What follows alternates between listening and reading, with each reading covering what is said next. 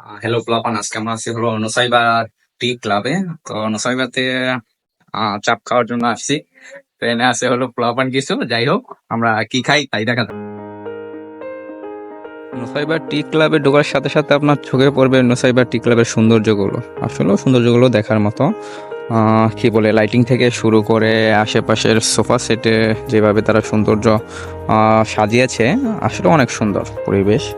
এখানে যদি বলেন যে বন্ধু বান্ধব নিয়ে আড্ডা দেওয়া থেকে শুরু করে গল্প পার্টি সব কিছুর জন্য পারফেক্ট একটা প্লেস আমাদের মুক্তাগাছায়।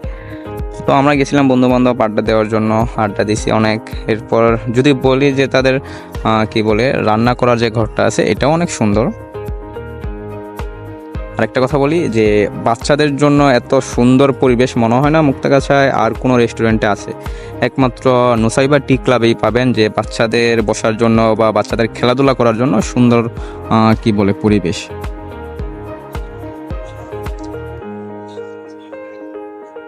আসলে বাচ্চাদের জায়গা বললে হয় না, কারণ এখানে বড়রাও আড্ডা দেয়। যাই হোক, আরেকটা জিনিস চোখে পড়বে যে বিভিন্ন ফ্রেম বাদাই করে এখানে রেখেছে, যেখানে রয়েছে অনেক সৌন্দর্য। এখানে আপনারা বিভিন্ন প্রোগ্রাম করতে পারবেন, বিভিন্ন অনুষ্ঠানের জন্য সুন্দরভাবে ডেকোরেশন করা আছে।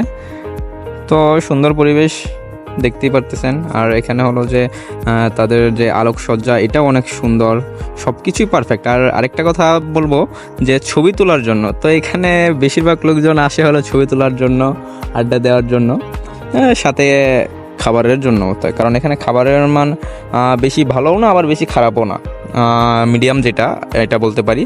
তো এখানে আমাদের খাবারের আয়োজন চলতেছে, বন্ধুবান্ধব সবাই। তো এখন আমরা খাবো, দেখবো খাবারের টেস্টটা কেমন হয়।